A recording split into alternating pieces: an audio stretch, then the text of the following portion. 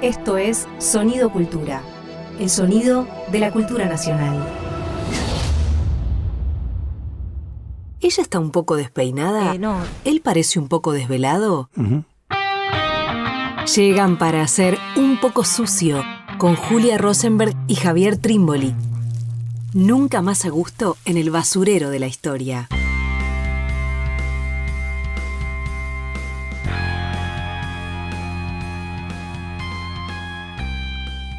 Hola, bienvenidos, bienvenidas a una nueva emisión de Un poco sucio, un proyecto del Ministerio de Cultura, Sonido Cultura. Estamos con Javier Trimboli. ¿Cómo estás, Javi? ¿Qué tal, Julia? ¿Cómo andás vos? Bien, muy bien. En esta oportunidad nos vamos a anclar en un momento de la historia que no le hemos dado tanta relevancia hasta ahora, no al menos tan de manera acotada como pensamos hacer acá, muy anclados en algunos años de comienzo del siglo XX, fundamentalmente a partir de dos leyes, o intentos de leyes. Una es la Ley de Residencia del año 1902 y la otra el proyecto, la Ley Nacional del Trabajo, ¿no? Si no me equivoco, 1904 es este proyecto, y le vamos a estar dando vuelta a estas dos leyes, intento de leyes. Sí, totalmente. Está bueno pensar esto, que es un programa en donde extrañamente vamos a poner en el centro un proyecto de ley y una ley. Una ley que efectivamente sucedió, la ley llamada Ley de Residencia, bien, que era una ley fundamental y una ley de pleno carácter represivo, vamos a hablar ahora mismo de ella. Fue una ley que estuvo vigente en la Argentina hasta el año 1958, aunque con distinto tipo de presencia, con distinto tipo de intensidad. Y por otro lado, esta otra ley, que es la Ley Nacional de Trabajo o el Código Nacional de Trabajo, fue un proyecto de ley del año 1904, pero que finalmente no se aprueba. Bien, por lo tanto, una ley que tiene una larga vida y que es importantemente aprobada, y otra ley que pasa a estar de lado y que queda como una suerte de fantasma en nuestra cultura. Sí, estamos en el segundo gobierno de Roca, ¿no? Para ubicarnos, todavía régimen conservador, pero un momento muy distinto al 1880, ¿no? Si se quiere, un primer momento, el de 1880 más liberal, ¿no? Más ubicado dentro de ese programa, y ya estamos en un momento donde, claro, la inmigración, un proceso de modernización que ha atravesado la Argentina, su ingreso al capitalismo mundial, hablan de otra Argentina, ¿no? De un momento distinto, por lo menos dentro de ese propio régimen conservador. Es la Argentina granero del mundo, ¿no? Es la Argentina granero del mundo, es el segundo gobierno de Roca, como bien vos decís, que comienza en 1898 y que justamente se va a extender hasta 1904. Es una Argentina que se acerca al momento del centenario. Es la Argentina que tanto se celebra hoy, críticamente en relación con nuestro presente, ¿no? Todo aquel que quiera tomar carrera, todo aquel que quiera embestir contra el peronismo, lo que hace es encontrar en esa Argentina del liberalismo conservador, 1880, 1910, 1916, un modelo a contraponer. Y claro, aquí hay un tema, ¿no? El gran crecimiento económico ligado al modelo agroexportador hizo que una de las zonas más sensibles de la economía y también de la relación entre capital y el trabajo sean los puertos. Y en el año 1902 se aviva una lucha obrera, fundamentalmente de los estibadores de los puertos de Rosario y todo el tramo que va de Rosario hasta Buenos Aires, Zárate, Campana, todo ese tramo, ¿no? Ligado al trabajo de los estibadores y también al trabajo de los frigoríficos, se transforma en la zona más sensible y entra en una lucha muy importante, ¿no? Una lucha por una demanda de aumento salarial, de reducción de la hora de trabajo y al mismo tiempo de una suerte de ajuste del peso de las bolsas que cargan los estibadores. Imaginemos, Juli, lo que debían ser esas bolsas que se debían cargar en los hombros de los trabajadores y, por supuesto, pensando que eran jornadas laborales que por mucho superaban las 8 horas. Por lo tanto, los trabajadores van con demandas muy concretas, estas 3 demandas muy concretas, a la lucha. En este momento estamos en el año 1902, ¿no? Estas huelgas se hacen fuertes a partir de ese año, ¿no? Venían de antes, por supuesto, pero es ese año donde se coloca con mayor intensidad. De nuevo, ¿no? Remarco esto, en la zona del puerto, que para el modelo agroexportador es como la pieza nodal, y la respuesta del gobierno ante estas huelgas, que rápidamente consigue la solidaridad de otros gremios y de otras zonas, es la represiva, ¿no? Mandan a las fuerzas de seguridad y también a trabajadores para que reemplacen a los huelguistas, ¿no? Y esto genera una bueno, una reacción de mayor solidaridad entre trabajadores que incluso van a la huelga general, ¿no? La FOA, anarquista en ese momento, decide convocar una huelga, si no me equivoco es en octubre, ahora no recuerdo exactamente el día, si es el 6 o el 9, y de alguna manera eso es lo que desencadena, motoriza un poco el proyecto de ley, de la ley de residencia, que tenía un antecedente, ¿no? Totalmente. Presentado por Miguel Cané, senador, en 1899, pero que en ese entonces no tiene éxito. Y es ahora, 1902, donde, a partir de esta conflictividad social, tiene una respuesta estatal a partir del Congreso. Perfecto. Con una ley, ¿no? Y esto es interesante también que aparezca la ley como medida para aplacar ese conflicto social. Artículo 2 de la ley dice así: todo extranjero cuya conducta pueda comprometer la seguridad nacional, turbar el orden público o la tranquilidad social, puede ser ordenada su expulsión. Esa es la clave. Cualquier extranjero, y como vos bien decías, estamos viviendo un momento en donde la población extranjera, incluso en la ciudad de Buenos Aires, es mayoritaria, supera el 50%, y entre las clases trabajadoras incluso más, pueden ser directamente expulsadas sin que medie ningún tipo de juicio, sin que medie ningún tipo de tribunal. Directamente, al ser sospechadas de poner en tela de juicio, atentar contra el orden social, bien, pueden ser expulsadas. Por tanto, es una ley directamente dirigida hacia se dice así, directamente dirigida hacia los militantes de carácter anarquista, de carácter socialista, de carácter gremial, que estaban al frente de esa lucha.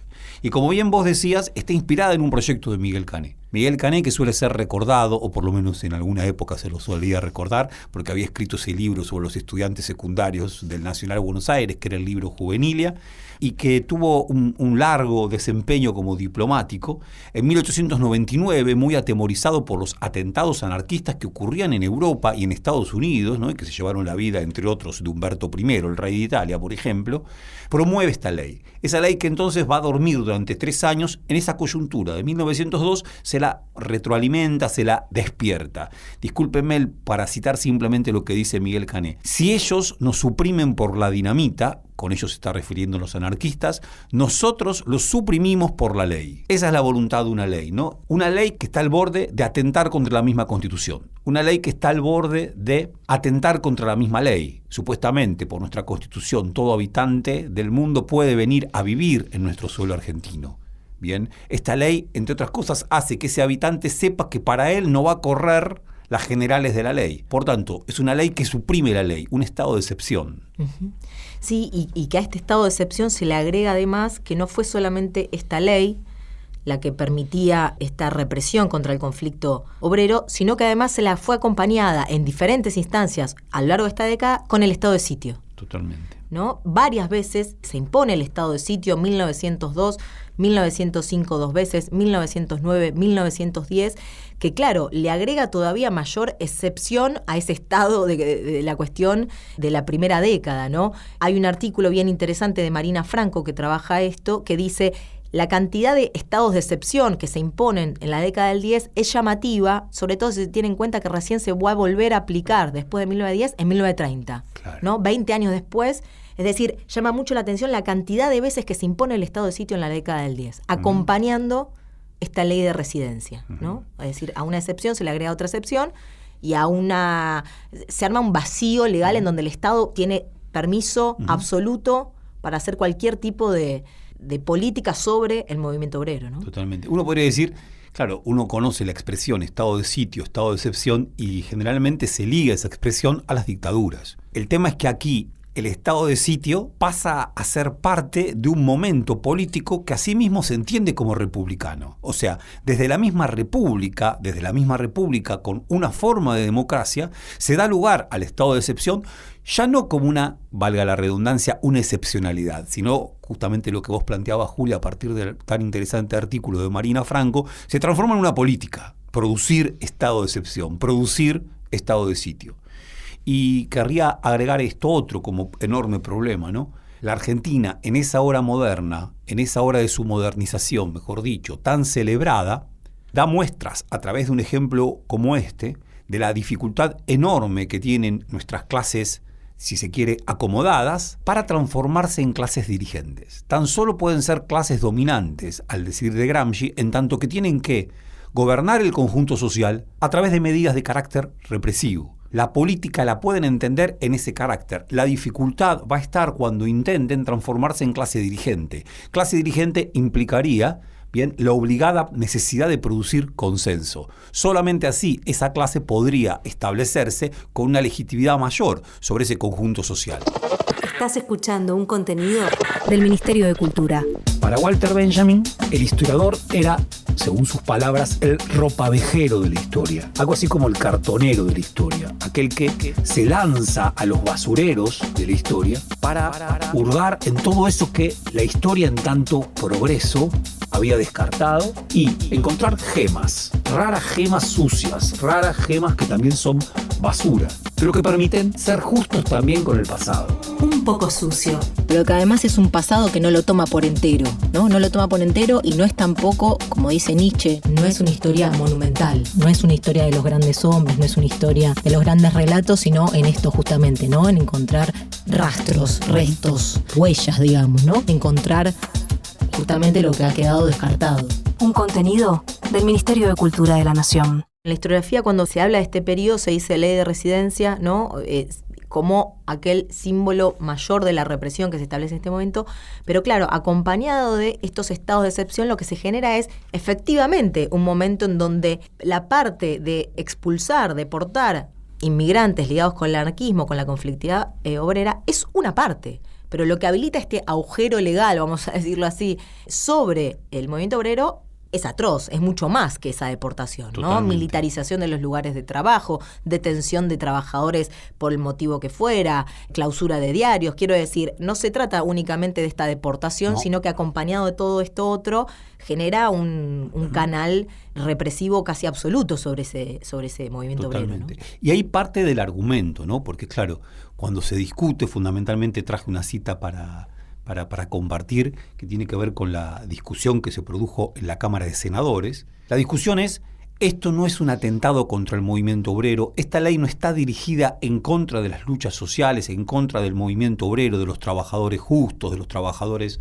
que se movilizan honradamente, sino que solamente quiere atacar el problema de sus cabecillas anarquistas. Ahora, como bien vos decís, Juli, evidentemente lo que abre paso a esta ley es una política de terror, una política de carácter represivo, y tenemos algunos ejemplos. La revista Caras y Caretas, quizás sin quererlo, aporta ejemplos interesantísimos. Es lo que se pone en juicio, no lo que se pone realmente en un problema.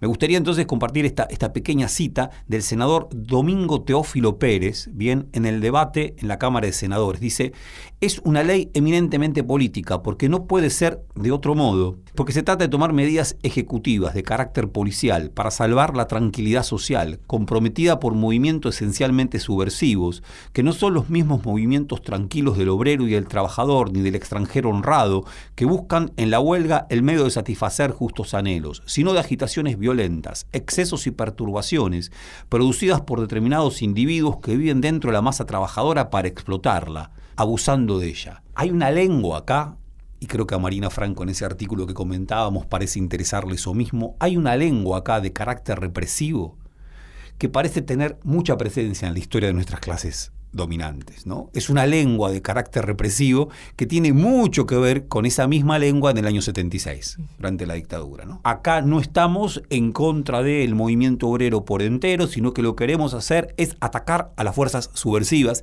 que se han apoderado de él, ¿no? Que en todo caso incluso lo que quieren hacer es fagocitarlo, es dirigirlo y quitarle hasta las entrañas.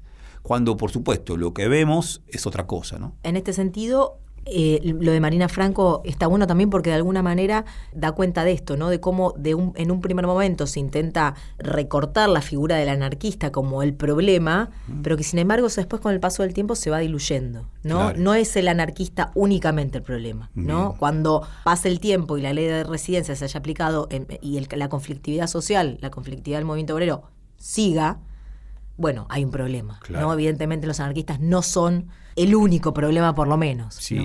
me gustaría poner un ejemplo, Juli, que a mí me encanta, que tiene que ver con esto, ¿no? Guido Fioravanti era un gran dirigente del Partido Comunista, que en el año 1936, él era obrero de la construcción y dirigente del gremio de la construcción. En el año del 36 se pone al frente de una fenomenal huelga que en verdad comienza en octubre del 35, de los trabajadores de la construcción. A él le aplican la ley de residencia, la 4144. O sea, no era un anarquista, era un trabajador comunista que no iba por ningún tipo de producción de terror, ni por ningún tipo de... no ponía dinamitas, no atentaba con dinamitas, sino que atentaba a través de la lucha social. Y una lucha ampliamente respaldada por la clase trabajadora. Le aplican la ley 4144 y lo mandan de vuelta a Italia.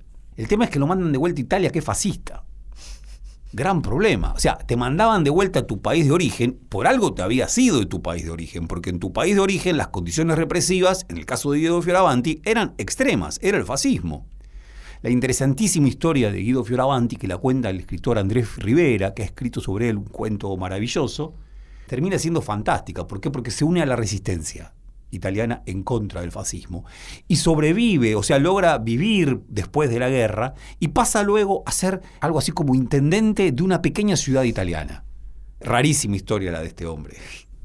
Está lleno de historias de este estilo, ¿no? Vos antes mencionabas, Javi, lo de Caras y Caretas, que mirábamos los ejemplares ligados a esta fecha de noviembre del año 2, ¿no? Para ver cómo había reflejado ese periódico la ley de residencia. Encontramos poco, ¿no? Poco de la conflictividad previa. Encontramos, si no recuerdo mal, 2 artículos ligados a la huelga, una posterior ligadas allá a la aplicación de la ley de residencia.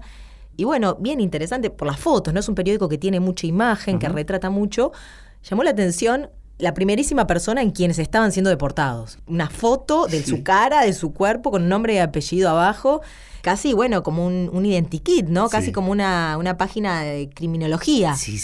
Y aparece también en una nota previa a la sanción de la ley, entre quienes estaban fogoneando la conflictividad social, la huelga, Virginia Volter, ¿no? Eso nos llamó la atención, una foto particular sobre ella. Y se la menciona en la nota como una de las oradoras, una de quienes da discursos y explica por qué es necesario ir a la huelga.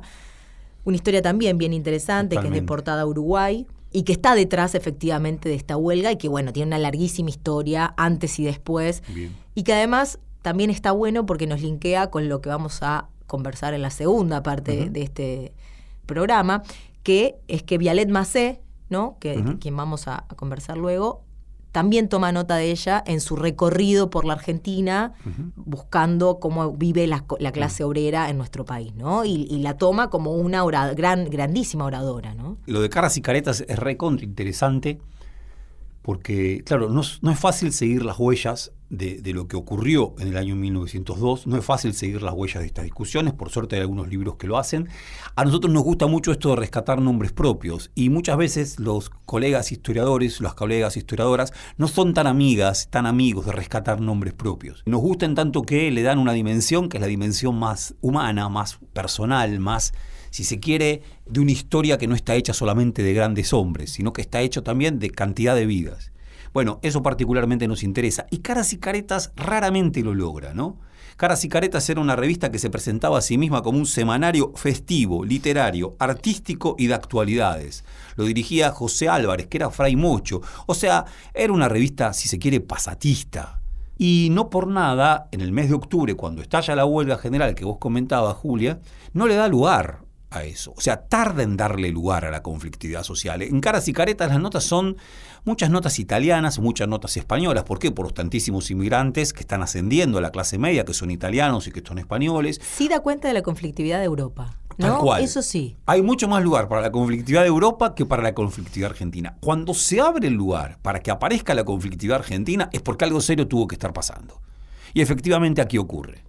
Y también es muy interesante como en un momento determinado, cuando empieza a estar en vigencia el estado de sitio, el mismo redactor de Caras y Caretas se llama a silencio y dice, bueno, como respetamos el estado de sitio, a partir de ahora no vamos a decir más que lo que el comisario nos ofrezca decir. Punto. Bien. Haciendo explícita la propia censura. Haciendo ¿no? explícita la propia sin ningún tipo de vergüenza. Sin ningún tipo de vergüenza. Está digitalizada la revista Caras y Caretas. recomendamos mucho que la vean. La Biblioteca Nacional de Barcelona, si no recuerdo mal. De España, sí. Ok. Es algo de las cosas que uno dice, wow. Es difícil entre nosotros conseguir todos los números de la revista Caras y Caretas, sin embargo está digitalizada, no muy bien digitalizada, pero está digitalizada en la Biblioteca Nacional de España, creo yo, o Barcelona, como decías. Se puede acceder muy fácil por la web y es un material, sí, cuesta bajarlo porque es por página, pero que se accede muy fácilmente y es verle la cara, ¿no?, a esta gente. Está buenísimo Sí, eso también de alguna totalmente. manera. Quienes llevaban a cabo, y contra lo que uno imagina son señores, ¿no? Sí. Parecen hasta elegantes Sí, sí, los sí. anarquistas. Me perdí ya por dónde íbamos. Bien, no, a mí me gustaría decir una cosa que comenta David Viñas en su libro, interesantísimo libro del año 1971, que se llama De las montoneras a los anarquistas. Bien. En ese libro David Viñas, ¿qué le interesa? Le interesa plantear que en 1902, cuando se aprueba precisamente la ley de residencia, hay otra ley que queda sin aprobar. En ese 1902, la ley que queda sin aprobar es la ley del divorcio, y que va a quedar tantísimo tiempo sin aprobar. De vuelta a esta percepción, así como decíamos, continuidades en la lengua de nuestras clases dominantes, también podemos decir problemas que son problemas de carácter político, social, cultural, que duran tantísimo tiempo, que se extienden, que si se quiere, se los plantean por primera vez al comienzo del siglo, pero que tienen una no resolución, bien, hasta las últimas décadas del siglo XX, como es el caso de la ley de divorcio, que si no me equivoco se aprueba en el año 1987, durante el mandato de Alfonsín. Para David Viñas, ¿por qué es importante? Porque muestra cómo una élite gobernante que al comienzo de su mandato había dado muestras de su liberalismo, bien, ya hacia la década primera del siglo XX, 1902, cada vez es más de carácter conservador. Cada vez está más dispuesta a sacar a relucir una faz represiva, bien, que incluso lleve a alentar una ley que lo que pretenda sea expulsar a todo aquel que sea considerado agitador social, que pone en duda el orden social. Y que durante buena parte de la historiografía, sobre todo en los 80 y los 90, se narró ese periodo, las primeras décadas, la primera década y media del siglo XX, cuando se pensaba en el Estado, cuando se pensaba en la clase dirigente, como un conflicto entre conservadores y reformistas, ¿no? Pensando fundamentalmente en la ley Sáenz Peña, ¿no? ¿Cómo tiene lugar esa ley si el régimen era un régimen plenamente conservador? Bueno, la respuesta ante eso es decir que había un grupo dentro de la clase dominante, de la clase dirigente, que, bueno, empezaba a ver los problemas de esta Argentina moderna, que ya no era la de 1880, y que no bastaba con reprimir, sino que además había que aplicar políticas que de alguna manera los contengan. Y de alguna manera eso ha registrado la historiografía, ¿no? Repasaba ayer un texto de Suriano, Juan Suriano, que se llama El Estado argentino frente a los trabajadores urbanos, política, social y represión, 1880-1916. Y claro, Suriano, cuando trabaja este periodo, ¿no?, los primeros años del siglo XX, pone muy fuerte esta doble cara de la moneda, ¿no? Una política represiva, a la cual describe incluso con datos respecto de cómo se fortaleció la policía, las fuerzas de seguridad de ese entonces, bien interesante, pero que sin embargo pone como otra cara de la misma moneda, casi como en igualdad de condiciones, a esta ala reformista. ¿A partir de qué? De la creación en 1907 del Departamento Nacional del Trabajo. Pero claro, hay un problema ahí, porque este Departamento Nacional del Trabajo que cuenta Suriano dice al mismo, no tenía capacidad operativa, no tenía decisión política, no tenía respaldo, no tenía autorización. Era casi una burocracia que además tenía solamente jurisdicción en Capital Federal y los territorios nacionales. Claro, y finalmente termina diciendo que no hubo de este lado, del lado B, digamos, de la moneda, no hubo una política social, pero sin embargo le interesa dejar en claro que hubo un antecedente de un Estado interviniendo en lo social antes de lo que va a venir después, ¿no? Bueno, nada, interesante para darle vueltas a cuánto de reformista hubo, cuánto se puede hablar de dos caras de una moneda, de este conflicto intraelite para los primeros años del siglo XX. Totalmente, ¿no? Porque me parece que, bueno, justamente lo que intentamos hacer en este programa es pensar este problema, ¿no? Porque la ley de residencia fue votada y se puso en práctica, y cantidad de trabajadores inmigrantes, de líderes sindicales, fueron expulsados. La Ley Nacional de Trabajo no fue aprobada en 1904. El 22 de noviembre de 1902 se aprueba la Ley de Residencia. La Ley de Trabajo en 1904 es dejada de lado, no se la tiene en cuenta, tiene cantidad de repudios, que entre otras cosas ahora vamos a trabajar sobre algunos de ellos. Y sí me interesa marcar que hay una misma figura. No nombramos todavía a Joaquín B. González. Joaquín B. González era el ministro interior de Roca. Joaquín B. González es una interesantísima figura política e intelectual, riojano, nació en Nonogasta, muy cerca de Chilecito, en la provincia de La Rioja, una figura realmente importantísima, bien, de todo el periodo. Y Joaquín B. González, como ministro de Interior, es aquel que, aún con cierto disgusto, defiende la ley de residencia. Y cuando presenta y defiende la ley de residencia, dice que esto tiene que ser completado. Si no es completada esa ley de residencia por otro tipo de política, vamos a estar en falta, plantea. Y completar esa ley de residencia quiere decir avanzar en una ley nacional de trabajo. Entonces él mismo va a promover los preparativos para que tenga lugar esa ley nacional de trabajo, que finalmente no van a fructificar. Nos vamos de este primer bloque escuchando La milonga social del payador libertario, del año 1902.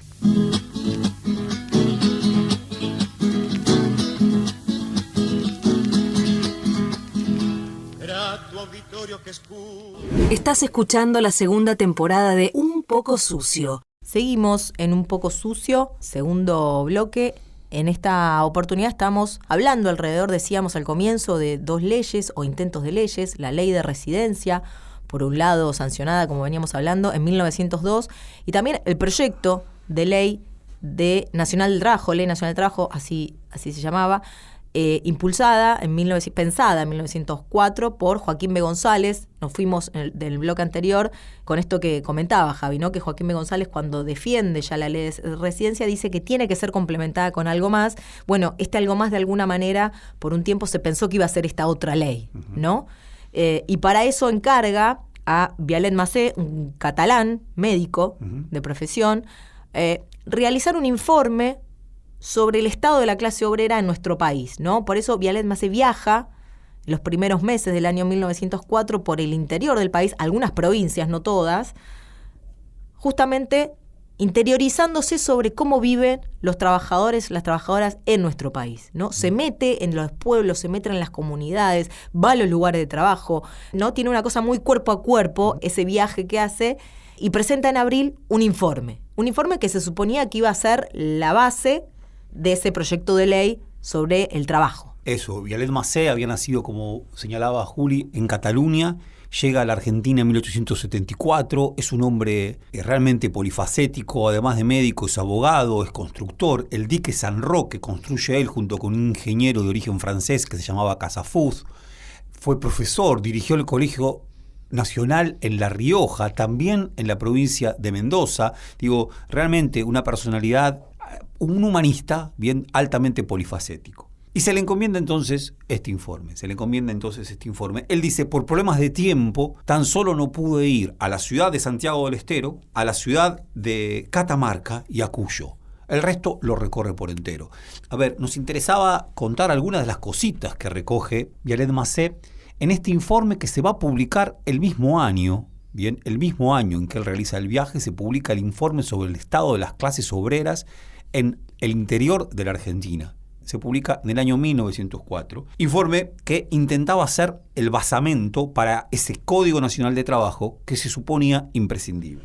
Javi, perdón, ¿se publica o se entrega? Se entrega y se publica. Las dos circula. Cosas. Se entrega y se publica. De hecho, hubo una edición muy interesante del gobierno de Scioli en el año 2014-2013 que recuperaba bien, esa misma ese libro, publicación. tal cual, esa misma publicación. Entonces, vamos a un punto. Nos interesaba en particular uno de los momentos de ese viaje, que quizás es uno de los momentos más extraordinarios probablemente de ese viaje, porque Vialet Massé se interna en lo que era el territorio nacional del Chaco, ¿no? El territorio nacional del Chaco había sido fundado por Sarmiento en 1870 aproximadamente. Vialet Massé se interna de distintas formas, con distintos medios de locomoción, tracción a sangre, un poquitito llegando cerca hasta ahí en tren, otro tanto bien en carro, de una u otra forma bien llega al territorio nacional del Chaco, y es aquel que produce una de las primeras radiografías sociales sobre lo que ocurre en ese territorio. Entonces cuenta lo siguiente. Un indio del Chaco Oriental conserva en su poder una multitud de contratos. No sabe leer ni escribir, pero uno está doblado en 4, otro a lo largo, otro en punta, y otro señalado con una línea roja, y otro con una negra, y así los distingue todos. Ninguno le ha sido cumplido. Toma uno y me dice, lee. Lo leo, es un contrato un poco más explícito que el transcripto. Debían, al fin del trabajo, entregársele 10 caballos, 5 yeguas y mercaderías, si la tribu trabajaba en toda la cosecha. 3 días antes de acabar, un capataz da de latigazos a 2 indios, gritan, se sublevan, el indio ha perdido lo que decía el contrato. Bueno, de estas perlitas, este viaje de Vialet Massé, que se transformó en un informe, está repleto. Vialet Massé, ¿qué detecta? El mejor trabajador en el territorio nacional del Chaco por las condiciones climáticas es el indio, no hay duda. Es el indio mocoví, es el indio mataco. No hay duda que en el Chaco son esos los trabajadores que pueden efectivamente llevar adelante el progreso. ¿Cuál es el problema? El problema es que sobre ellos pende la superexplotación. Es que sobre ellos no hay respeto, no hay ley que entre otras cosas haga respetar un contrato, que entre otras cosas vuelva vigente un contrato. Por lo tanto, la impresión es en un punto desoladora, ¿no? Desoladora. ¿Por qué? Porque hay una población trabajadora, fundamentalmente mocoví, fundamentalmente mataca, también criolla, así la llama él. Y algunos inmigrantes, ahora, es una situación que está por fuera de la ley, de altísima excepcionalidad. Está buenísimo lo de Vialet Macé como escritura también, ¿no? Tiene alguna escritura muy visual, ¿no? De proponer imágenes a partir de las palabras. Está digitalizado, está colgado en la web también para dar clases, es un material interesantísimo. Vialet Macé que de alguna manera a mí me hacía acordar bastante a Mansilla en muchas de sus miradas, ¿no? En muchas de sus visiones que propone respecto de estos sujetos con los que se va encontrando, ¿no? Porque claro, hay mucho de poner el acento sobre los patrones, ¿no? Uh-huh. Sobre la clase explotadora, ¿no? Son ellos los responsables de que estos trabajadores no trabajen, no sean trabajadores hechos y derechos, uh-huh. ¿no? Hay algo de juzgar, obviamente la falta de la ley, como decías vos, pero también son estos patrones, ¿no? Que hacen cualquier cosa, y va a estar mucho el acento puesto en ellos, pero me parecía que estaba bueno este link, ¿no? Con Mansilla, en algunas cosas extrañamente también a Sarmiento, de alguna manera, por cómo narra a estos sujetos, ¿no? Me parecía como que había un link ahí que estaba bueno, y también de alguna manera pensando en lo que decíamos en el bloque anterior, discutiendo con algunas miradas, ¿no? Claramente ya no estamos en 1880, ¿no? Cuando el gaucho, o 1860 si quiere, cuando el gaucho, el criollo, era aquel sujeto que había que disciplinar, que había que... Acá hay otra mirada que se propone de ese criollo. Frente a la inmigración, que es ese monstruo, es ese fantasma ahora, bueno, acá se resalta de alguna manera, son esos indios y esos criollos con los que se puede trabajar, con los que se puede conformar esta Argentina moderna, que ya está sucediendo, dice Vialet Macé, ¿no? Tal cual. Hay algo de un observador muy sagaz, y al mismo tiempo de una escritura que está muy dispuesta a favor de la observación. O sea, no es una escritura que se pierda, ¿no? Y que tenga, embelezos o rulos románticos, sino que prefiere contar lo que efectivamente está viendo. En un momento va a decir: con la explotación del indio tan solo se exagera lo que pasa con todos los trabajadores en la región. El indio es el último orejón del tarro en la región, pero en la región lo que es dominante es la superexplotación. Para italianos, para criollos, para correntinos, para indios. Bien. Sí me parece, y creo que ahí coincido con vos, en la relación con Mansilla. ¿Por qué cosa? Porque, claro, hay una afección muy cierta que siente por estos indios. Nos hicimos grandes amigos, dice de repente. En un momento va a decir: declaro que estas fieras, y fieras por supuesto lo escribe en bastardilla, alejándose de esa palabra, no son fieras para él, me fueron altamente simpáticas. Estoy citando, ¿no? Claro, hay algo ahí que es del orden de la empatía que también siente Mansilla, atravesada sin duda por incomodidades, en una excursión a los indios ranqueles que es de 1870. Sin embargo, acá está esta cuestión, ¿no? Está esta cuestión. Vialet Macé es un hombre, es un humanista. Es un hombre que rescata las leyes de India. Rescata las leyes de India, o sea, las leyes de Bartolomé de las Casas del siglo XVI, porque dice: esas leyes de Indias son más humanistas en el trato con los indios que el trato que el progreso les está enrostrando, ¿no? El trato que los está ninguneando, bien, a los indios en pleno siglo XX. ¿Cómo puede ser esto? Sin ser no da muestra de ser un fervoroso católico, pero sí es un humanista que encuentra en las leyes de Indias del siglo XVI, bien, un antecedente en el cual puede sostenerse una reforma en el mundo laboral en el siglo XX. Bien. Bueno, ahí hay algo de una rareza de esta mirada que es muy interesante, sin duda. Sí, y no lo dijimos, ¿no? Pero en esta cita que vos leías, Javi, está dando cuenta de un indio que tiene un archivo. Genial. ¿No? Tiene un archivo propio donde lo que hizo fue guardar contratos que no se le cumplieron, un archivo de la explotación sería, totalmente, ¿no? Algo también recuerda Mansilla en eso, ¿no? Mansilla también da cuenta de que los indios guardaban recortes de diarios donde contaban que un tren iba a pasar por la zona de la tierra en donde estaban disputando, ¿no? Pensaba, entonces, como de alguna manera también en Vialet Macé, sin proponérselo, aparece la historia como un tema, ¿no? Quiero decir, Vialet Macé dice, no tienen estos trabajadores, estos indios, estos criollos, la culpa de estar viviendo en un presente permanente, queriendo la satisfacción inmediata, no ahorrar, no tener perspectiva de futuro, sino que lo que pasó fue que durante décadas se les exigió la sangre para las guerras, ¿no? Tuvieron siendo carne de cañón una y otra vez por los conflictos internos de las guerras civiles, las guerras de independencia. Entonces no tienen la culpa, porque lo que pasó sencillamente es que una y otra vez fueron demandados por los conflictos internos, ¿no? Y ahí me parece, de nuevo, también lo del siglo XVI, hay algo de la explicación de ese presente que para Vialet Macé es muy necesario ir hacia el pasado para explicar cuál es la situación de los trabajadores en ese presente. Claro, a ver, ¿cuánto de historias habría Vialet Macé? Esto es un tema, ¿no? ¿Cuánto de historias habría? Ahora, se inscribe él en nuestra política y nuestra cultura en una discusión. ¿Por qué? Porque, claro, si uno lee a Alberdi, con quien tenemos tantísimas cosas que nos simpatizan tanto, sin embargo, en las bases no deja duda, ¿no? Hay una cita que trabajo mucho con mis alumnas y alumnos, ¿no? Dice, hacer pasar al gaucho, al cholo o al roto, unidad elemental de nuestras masas populares, por el mejor sistema de instrucción, o sea, por las mejores escuelas. En 100 años no haréis de él un obrero inglés que trabaja, vive y consume digna y confortablemente. Por lo tanto, no vale la pena gastar tiempo en gauchos, en cholos o rotos. No vale la pena ni siquiera imaginar, casi como malgastar sería directamente, el tiempo en hacerles entrar la civilización a los indios. Lo que hay que hacer es traer inmigrantes extranjeros. Claro, Vialet Macé está diciendo todo lo contrario. Con el obrero criollo se puede trabajar. Con el obrero criollo, que es el descendiente del gaucho, con el indio se puede trabajar. Y no solamente eso, sino no hay mejor trabajador, no hay trabajador más eficaz. A ver, también como tema, ¿no? Claro, el problema ahí es el anarquismo. Para Vialet Macé también el problema es el anarquismo. Sin embargo, que el problema sea el anarquismo no lo lleva en ningún momento a ser xenófobo en la mirada que tiene sobre los trabajadores inmigrantes, en lo más mínimo. Sí, por supuesto, lo que parece decir en más de un momento, mira, hay más de una cita, ¿no? La idea de que para el obrero criollo el anarquismo nunca lo va a tentar, ¿no? Él está convencido de eso, que el obrero criollo el anarquismo no lo va a tentar. Disculpame, Juli, una cita más que quería traer, porque si se quiere es una de las citas más críticas de Vialet Macé.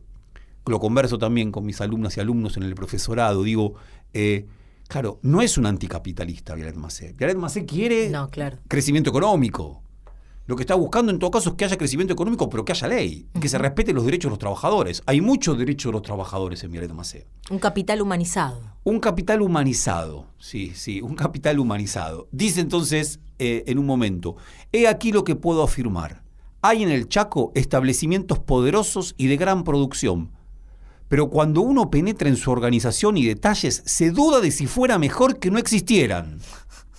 Ingenios, obrajes, fábricas de tanino, cultivos de maní y tártago, grandes naranjales y bananales, proveedurías, talleres, carrocerías, todo un pequeño mundo que se desenvuelve aparte, pero también un pequeño estado despótico y monárquico que se desenvuelve dentro de una república democrática. Claro, llega a decir, ¿para qué este progreso? Si este progreso nos llenó de establecimientos productivos en donde no se respeta la ley. Y la fantástica contradicción, ¿no? Que a Michel Foucault probablemente le gustaría. ¿Qué es esto de fábricas que son al interior de una república democrática estados monárquicos despóticos? ¿Cómo se entiende este otro micropoder? ¿Qué hacer con esta situación? Javier Trímboli y Julia Rosenberg hacen Un Poco Sucio, un programa de historia desprolijo, pero eficaz. Estamos en Un Poco Sucio, seguimos en Un Poco Sucio, en este segundo bloque, pensando alrededor de Vialet Macé y su informe, al que le has dedicado mucho, Javier, en otros momentos, digo, no solamente ahora. Pensaba, hay una cita que es un poco larga, no la quiero leer, pero en esto que decías, ¿no? Del trabajador criollo o indio, no tiene peligro en caer en el comunismo o el anarquismo. Leo las primeras líneas nada más.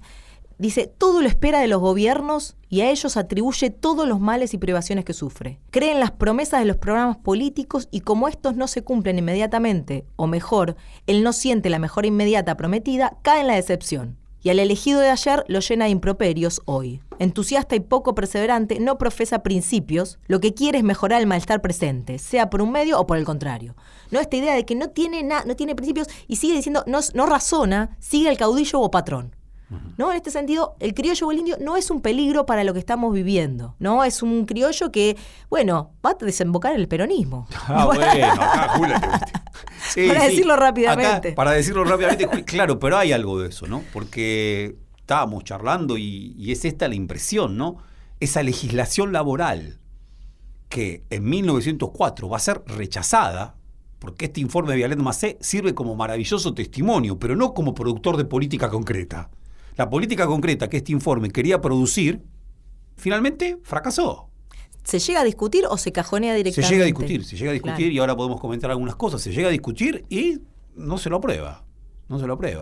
Bien, y ahora traigo un par de citas, pero claro, es importantísimo eso. Y claro, entonces, esa legislación laboral, por supuesto, va a tener distintas etapas, va a tener distintos capítulos en una suerte de progreso. Ahora, en tanto legislación completa, en tanto legislación entera, solamente con el peronismo va a encontrar su realización. Y sobre todo, un Estado que además la respalde, claro. La sostenga. Que esa es la gran diferencia con el Departamento Nacional del Trabajo. Crearse el Departamento Nacional del Trabajo, que sobre todo además tenía facultades de carácter de estudio, claro. Informativas, pero si no hay un Estado detrás que sostenga la intervención de un departamento que creaste, no ocurre nada. Pero lo que hace es transformar el departamento en una subsecretaría claro. De Trabajo y Previsión, para darle otro estatuto. Algo más, Juli, que me está lleno de pequeñas observaciones. Está en San Pedro, Jujuy. Dice, lo primero que se ve cuando llega a San Pedro Jujuy son 2 tandas de taba rabiosa, juegan a la taba.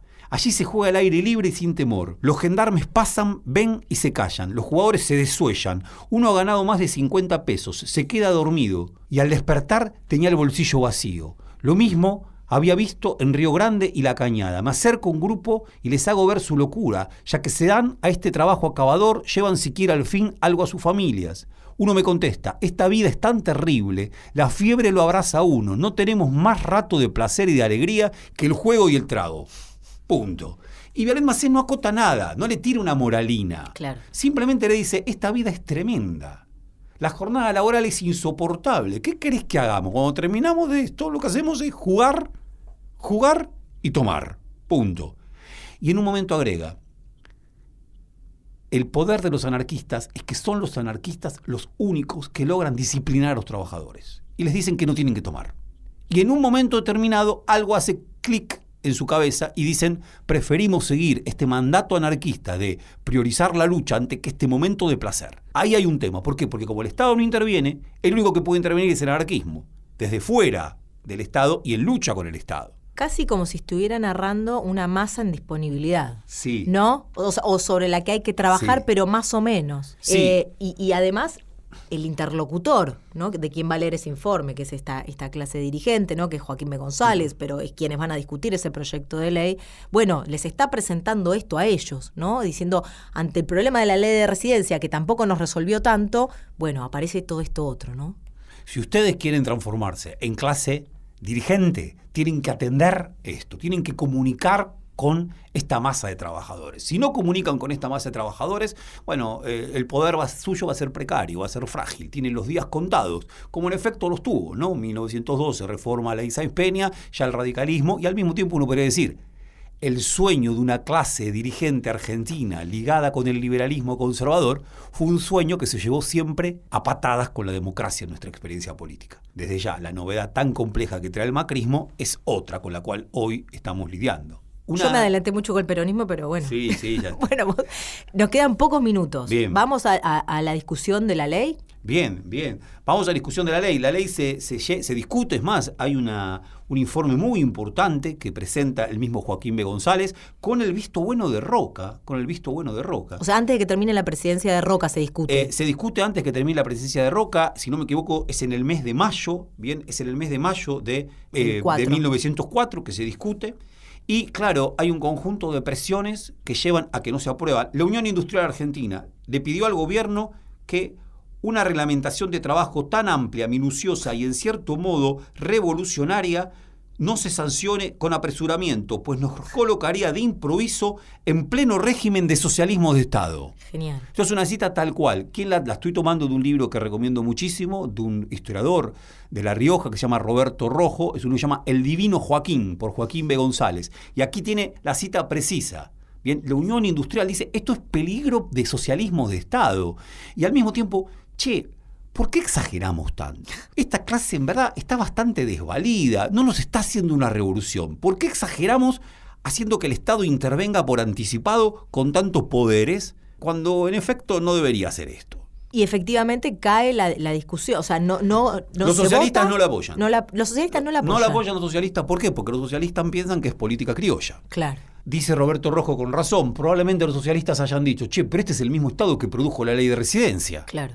¿Por qué vamos a tener que apoyar esto? Miembros de la misma élite, Estanislao Ceballos, ¿no?, que había sido presidente de la Sociedad Rural, que es un miembro prominente de la élite, un hombre que estuvo muy cercado en el momento de la llamada conquista del desierto, por supuesto, a la figura de Julio Argentino Roca, sin embargo, es uno de los militantes más importantes en contra de la ley. Claro. Los anarquistas tampoco lo apoyan, desde fuera, por supuesto, del Parlamento. Por lo tanto, queda sí sostén político. O sea, no tiene un sujeto social que pueda defender y sostener esa ley. Bien. Joaquín B. González no la vota porque es ministro. Joaquín B. González es ministro, Joaquín B. González Claro. es el que la presenta, bien, y las fuerzas también es un momento de gran crisis del Partido Autonomista Nacional. Claro. Es un momento de crisis del Partido Autonomista Nacional, ya no responden.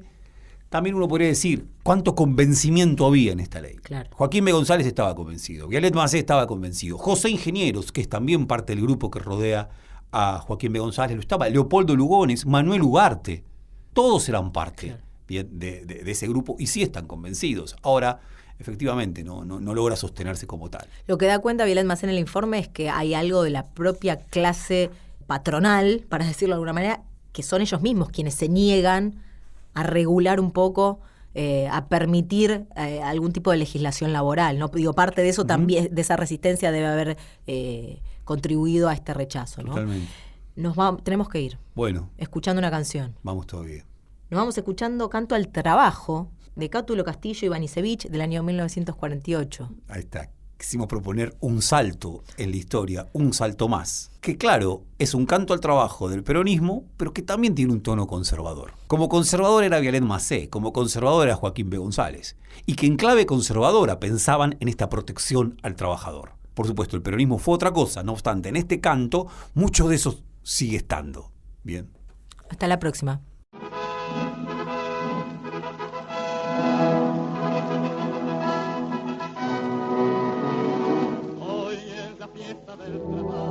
Fue una producción del Ministerio de Cultura.